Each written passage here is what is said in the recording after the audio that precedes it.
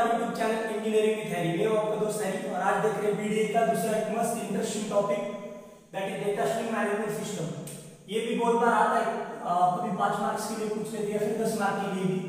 तो समझ लो आर्किटेक्चर कैसा है क्या है, समझ गए तो कुछ नहीं, एकदम 5 मिनट का छोटा सा है। देखो सबसे पहले तो ना इसमें एक बात जान लो कि 5 ब्लॉक्स है, डायग्राम से बता दो। स्ट्रीम एंटरिंग, ये जो है this one is block 1, okay.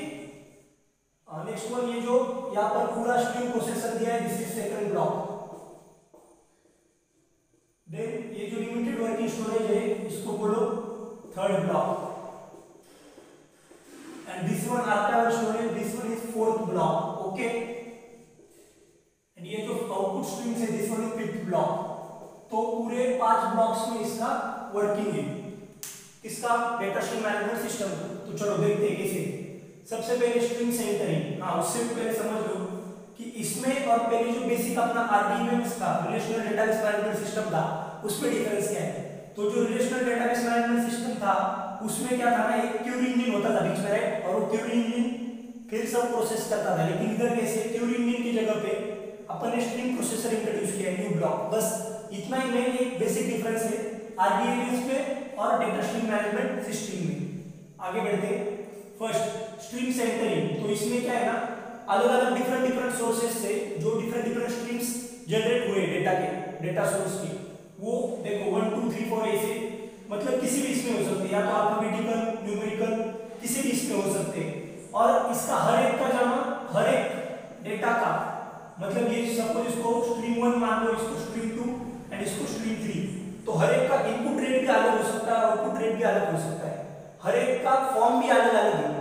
यही मेरा एडवांटेज है। आरडीएमएस में होता है रिलेशनल डेटाबेस मैनेजमेंट सिस्टम, तो उसमें आपको खाली स्ट्रक्चर फॉर्म में डेटा देना पड़ता है। लेकिन इधर ऐसा नहीं, सब लिस्ट है, देखो अल्फाबेटिकल, न्यूमेरिकल, सब हर एक तरह का डेटा अलग है।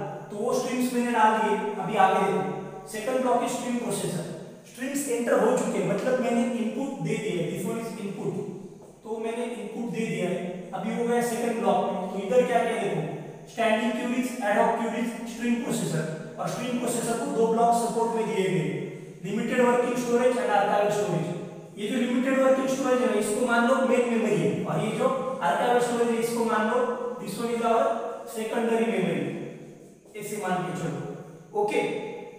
तो जो भी चीजें आपको कंटीन्यूअसली चाहिए वो कहां पे होगी, मेन मेमोरी में, और जो चीजें कभी कभी लगती है आपको फीच करनी पड़ेगी वो कहां पे होगी, second memory, that is archival storage में। इतना तो समझ के नॉर्मल सी बात। आगे स्ट्रीम प्रोसेसर की बात करें, इसमें जो स्टैंडिंग क्यूरीज होती है ना, तो स्टैंडिंग क्यूरीज का मतलब क्या है, प्रीडिफाइंड क्यूरीज। जो क्यूरीज है जो पहले से प्रीडिफाइंड थी अपने डेटाबेस में और अभी उसी को प्रोसेस कर रहे हैं रेगुलर बेसिस पे। लेकिन एडहॉक क्यूरीज मतलब ऐसी क्यूरीज है जो स्पेसिफाइड इंफॉर्मेशन देते हैं, और वो अपन तब भी लेंगे डेटाबेस से जब उसकी जरूरत हो, रेगुलर बेसिस पे लेते नहीं, that will be your ad hoc queries. तो इससे फायदा क्या हुआ, ये जो स्ट्रीम सेंटरिंग जो थी उससे क्या हो रहा है, देखो मैंने 2 इसमें क्यूरी डिवाइड कर दी, एक तो जो मुझे रेगुलर बेसिस करने और एक एडहॉक क्यूरी जो रेगुलर बेसिस नहीं करने। डेटाबेस में रख दिया है, यूजर जब मांग रहा है या उसकी जरूरत पड़ रही है तभी अपन उसको फेच कर रहे हैं। तो इससे क्या होगा, storing data stream and fetching data stream, तो ये दोनों का रेट अगर अलग भी होगा, स्ट्रीम सेंटरिंग देखो मैंने बोला था 1 2 3 स्ट्रीम से, हर एक का अगर इनपुट रेट अलग भी है तब भी क्या हो रहा है, मैं क्यूरीज को 2 इसमें डिवाइड कर रहा हूं, एक एडहॉक क्यूरीज में और एक स्टैंडिंग क्यूरीज में, जिससे कि वो दोनों डिवाइड हो गए। तो अभी भले ही उनका रेट अलग हो, लेकिन जो रेगुलर बेसिस पे चाहिए वही मेरे स्टैंडिंग क्यूरीज में। अभी देखो third block limited working storage, इसको आप मान लो अपने कंप्यूटर की मेन मेमोरी है। इसमें क्या हो रहा है ना, आप लोग कंटिन्यूअसली क्यूरी आई उसको प्रोसेस कर रहे हैं, मेन मेमोरी में डाल दी रेगुलर बेसिस वाली, और यहाँ पर प्रोसेस होकर आउटपुट हो जाएगी। अभी आर्काइवल स्टोरेज जो है, तो आर्काइवल स्टोरेज मतलब सेकेंडरी मेमोरी, यहाँ पर ऐसा ही डेटा होगा जो कि previously used data items not present in working storage. ये जो आपका वर्किंग स्टोरेज है इसके नाम में लिमिटेड वर्किंग स्टोरेज, तो इसका पॉइंट क्या है, यहाँ पर limited memory, we have the limited size of memory. तो अगर मेमोरी की साइज लिमिटेड है,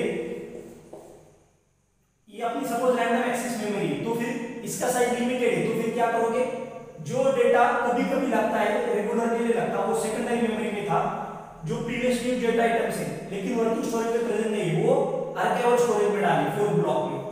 एंड दूसरी चीज क्या है आर्काइवल स्टोरेज की, यहाँ पर एडिट लॉग्स है, मतलब क्या होगा, हर एक ट्रांजैक्शन की हिस्ट्री रहेगी।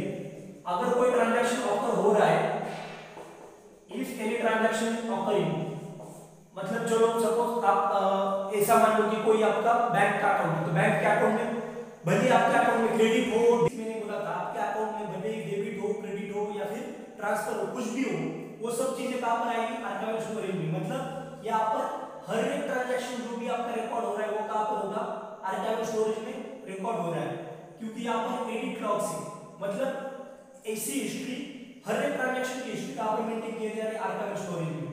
और फिर उसके बाद में आता है आउटपुट स्ट्रीम्स। तो स्ट्रीम प्रोसेसर ऐसा समझ लो कि ये जो स्ट्रीम से एंटरिंग है, दैट इज योर इनपुट।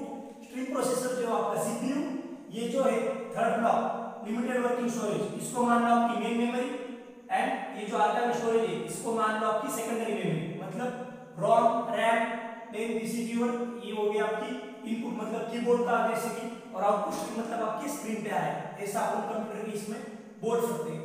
बस ये ध्यान में रखो कि ये जो स्ट्रीम सेंटरिंग है इसके लिए कुछ भी हो सकता है, मतलब any data, unstructured data, structured data, everything is allowed. And ये सेकंड ब्लॉक में क्या होता है? It is like CPU. यहां पर क्यू दो इसमें जो है add of Q standing Q, and ये जो नीचे है इसमें like memory and secondary memory है। यहां पर लिमिटेड साइज है, यही इशू सॉल्व करने के लिए आर्काइवल स्टोरेज रखा है, जहां पर ऐसी चीजें जो कभी-कभी लगती है वहां पर ले सकते हैं, and then output will be generated. यही है बस। Thank you, please like share subscribe our YouTube channel, और कुछ भी डाउट हो तो इसका कमेंट कीजिए।